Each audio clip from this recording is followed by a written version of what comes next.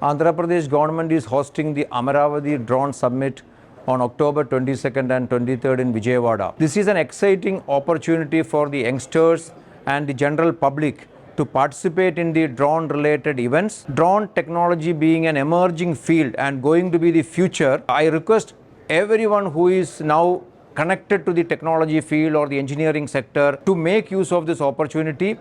Register yourself, come and participate in the conference, see the exhibition and be part of this movement. Andhra Pradesh is visioning itself to become the drone capital of the country, and India is actually visioning to become the drone capital of the world. So with this vision of the Honorable Prime Minister and the Honorable Chief Minister, we are taking the first step to involve all the stakeholders in this field, including the manufacturers, researchers, IITs, academia, industries, to come together, sit together, do the brainstorming session, share their experience and also prepare a futuristic plan how best India can actually capitalize this drone field and also emerge as the world leaders. Once again, invite each one of you to come and enthusiastically participate in this event.